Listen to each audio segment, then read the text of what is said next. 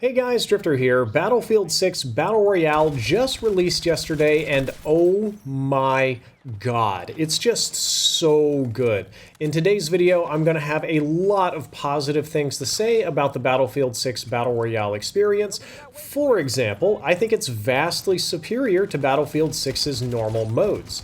I could play the Redsec Battlefield Battle Royale mode all day, whereas the regular modes like Conquest and Domination do have a tendency to put me to sleep because they're things that I have played before. So today I'm going to be offering you my review and impressions from my first day playing Battlefield 6 Battle Royale, and we're going to be doing that good, bad, and ugly style. But before we do, I wanted to give a quick shout out to myself, because I'm launching 2 new channels this week. One for media reviews, which as of the time of this video being posted should have some content on it already, and another channel for those science and tech topics that don't mix super well with gaming. The channel is live, but as of yet unpopulated with videos, and content there should start early next week. I linked them both down in the description if you want to check them out, but let's jump right into Battlefield 6 Battle Royale. The official name for this mode is Redsec, so you'll see it as Battlefield 6 or Battlefield Redsec, and that is short for redacted sector, which is the map that you're playing in, a redacted sector. The mode is 100% free to play, which I was very happy about. You can download this on Steam or through your EA launcher or through your console, however it is that you want to do it, and you do not have to buy the main game of Battlefield 6 to get in, and you don't have to own Battlefield 6 to have the Battle Pass for this either. You can buy the Battle Pass for this game independent of Battlefield 6. In this mode, you play as an operator that deploys into the redacted sector with the instructions to gather intel, gather resources, complete some vague missions, and kill anybody that you see on site, with the goal of being the last team standing, at which point you get a helicopter evac.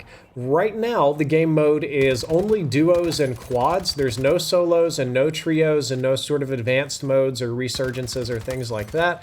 But I imagine that at least solos will be coming later, and I'm sure that they're going to have a lot of limited time modes and events. And don't forget that this carries over with Portal. If you have Battlefield 6 Portal, you can also do custom Battle Royale modes, which is pretty sick, though on the first day, not many people are doing that. Most people are just kind of learning the game. If you're a solo player, I would recommend playing duos and just going off to do your own thing. It's not terribly hard to kill a duo, but a squad is going to light your day up. The main game mode features basically every Battlefield weapon from multiplayer, every gadget, and every gameplay aspect from the core game. So, like Warzone before it, if you've been playing regular multiplayer Battlefield 6 and leveling up these weapons, then when it comes time to pull them out of supply drops, you'll be able to get them with your preferred attachments and setups on them. Again, very much so like Warzone. You can level and upgrade weapons just by playing this free-to-play and Battle Royale mode, but it's probably going to be a much slower process. I think the idea behind this is the same idea that Warzone had, that they wanted to motivate people to level their weapons in the base game and then come play in Battle Royale, which thus drives some additional sales to the base game. So you'll jump out of a helicopter onto a gigantic map, which is not terribly different than any Battle Royale game that you've ever played in the past. You land, you loot, you gear up, plate up, and get ready for combat. The game mode features a lot of Battle Royale staples that you're probably familiar with from Warzone, Fortnite, and Apex Legends, such as this list of things that I'm sure you've experienced before. There are zip lines that'll get you across the map, zip towers that zip you straight up and allow you to deploy your parachute, a lot like the deploy balloons in Warzone. There's many objectives around the map that give you additional weapons or plates or special loot for completing them. There are redeploy stations that work a lot like the ones from Fortnite. There's a second life system. It's a little bit like the mildest version of Warzone Resurgence you could imagine. And there are a couple of unique loot caches that can only be opened with certain items or with certain classes, like some of the things that happen in Apex Legends. We've got what are effectively kill streaks. I know that Battlefield doesn't have kill streaks, but we've got airstrikes and mortars, very similar to the streaks in Warzone. We got UAVs in the sky, and the zone of death that creeps in slowly that squeezes all of the players players together. There really aren't that many unique to Battlefield gameplay features on display here, but what is available is quite good, so let's start off with the good section of this good, bad, and ugly review now that the basics are out of the way. For the good, I absolutely love the instant death wall of fire. I always believed that the zone should be respected, and it should be lethal, and people should not be able to camp in the zone and hide in the gas. And the fact that this wall of fire is just a creeping, menacing, vision-destroying, insta-kill death nightmare thing that people do actually avoid is a blessing for me, because that means we can play the Battle Royale mode the way it was intended to be played. The map itself is extremely large, which is usually a benefit in Battle Royale, and this is Battlefield, so of course they're scaling it up. It's larger than most Battle Royale maps. I would give it a scale of gigantic, to just pick a word out of a hat, but more importantly, the map is colorful and beautiful, and it's aesthetically appropriate. You will not be playing on 50 Shades of Brown. All of the color from Battlefield 6 apparently was retained just for the Battle Royale mode. It's not Fortnite levels of bright and punchy, but it does look natural in a good way. There's plenty of greens, plenty of trees and foliage, and just sort of natural looking colors on vehicles that give it a little bit of a flavor, a character, something that is pleasing to the eyes instead of just 50 Shades of Brown. The design of the buildings, the layout of the map, the chasms, the destroyed zones, the architecture, all the neat little Easter eggs and touches that go into it, I think it make quite beautiful, and it's aesthetically appropriate, which is important to mention here. The overall aesthetics of realistic military operators deploying on a realistic looking map and using pretty much all real weapons combine to give me a feeling very similar to my first days in Verdansk in Warzone. It feels like a believable combat zone. Not all, but most of these aesthetically pleasing buildings are destructible, so campers beware. There's a number of them that you can drop and blow holes in the wall and do things like that. So if people are holding power positions, there's ways around that, which I think is a very good thing to have in Battle Royale games. The only downside is it's a little bit more class specific, and you have to be carrying certain weapons to deal enough damage to these buildings. A compliment that I can't give enough is that the gunplay is excellent. It's the same as it is from the main game, which is to say that it's tight, it's well polished, it's well thought out, it has its own mechanics, it feels good. Not everybody is happy with not being able to strafe and shoot so easily, but the gunplay is like objectively good. Character movement and abilities are all the same from the main game, and they all feel very normal here. There's nothing weird or wacky about your class-specific traits or your little perks or how you navigate around the map. I will say that when it comes to gadgets, we'll need a little bit of time to get used to them. I've mostly seen my teammates and other teams what I'll call experimenting and fiddling with gadgets, and I personally have not known which ones are good or bad or what to pick up off the ground, but none of the gadgets feel overpowered, and they all do feel very appropriate in this Battle Royale game. Another good thing I can say about Battlefield Redsec is that the audio is extremely good. This is some of the best balanced Battle Royale audio that I've heard in a long time. In a gunfight, I can usually hear people running up on me. I can hear enemies running up in general. It does a good job telegraphing me that I'm making noise with my footsteps and sliding and scraping noises without it being overwhelming. Teammates at the moment are not particularly overwhelming. That can easily change. The directional mechanics on the guns, as in like knowing where the gunfire is coming from, is also really, really good. So you can very much so hunt people just with audio in Battlefield Redsec, and I think that's an excellent thing. I think that is the type of system that you want to be able to have in pretty much any Battle Royale game. I also really like the small objectives around the map that give me loot. They're very similar to the ones from Warzone, slightly different, Battlefield-esque kind of vibe to them, but I like that they're there and that they're present. They give me experience, which as a free-to-play, normie here, I'm going to have to earn that the hard way to level up. They give you plates, they give you guns, they give you loot, directions, kind of early deployment tutorials. I am very, very happy with the little mini objectives on the map, and even the bigger ones like getting the access key and opening up the tank are also quite fun. I like the way the redeploy beacon works, because when you start it, you have to camp it like it's in a domination flag, and the more teammates you have, the faster it'll go, but it'll ring, it'll make a whole bunch of noise. anybody who's nearby will know that you're deploying, and you can't just hit the button and run away. You have to hold right next to the objective. So if you want to get your teammate back, there is a significant risk in doing so, and I really like that risk-reward mechanic. The vehicles seem mostly well-balanced for a Battle Royale mode, even the tanks, and the only thing that makes them balanced is that they're just hard to get. But outside of that, the vehicles all seem pretty natural. They seem pretty normal. They're not terribly lethal, though we will talk about them a little bit in the bad section. And I do like that they're relatively easy to destroy. So another good thing about this game is all of these positives that I've said all combine to make Battlefield Redsec feel like a survival game in the best possible way. It feels like you truly are deploying into a giant abandoned city.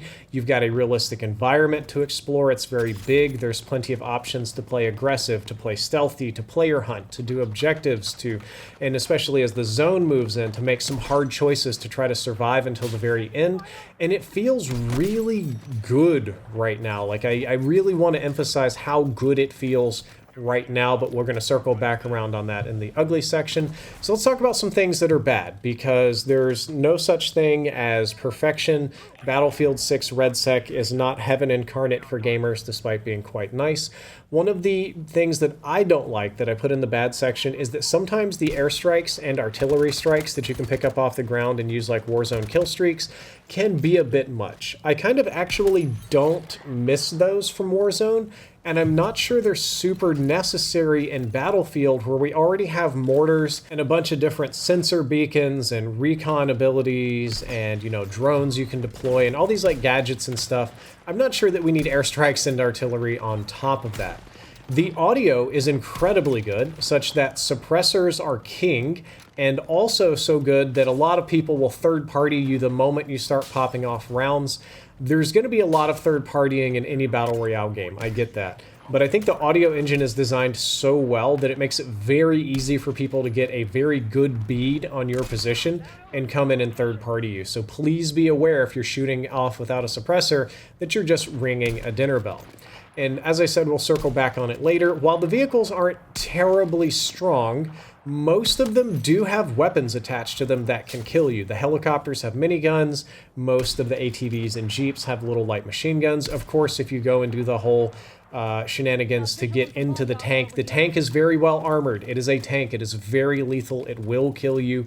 It's not, if you have engineers and rocket launchers, it's not terribly hard to take down. But if you don't have those, it can be really, really rough. And a lot of times you don't have that. For example, there's only a couple of different types of explosive and gadgets that can meaningfully demolish buildings, and I find that those aren't necessarily the ones best at dealing with players, so I'm kind of forced to carry loot that kills people or takes out buildings and tanks.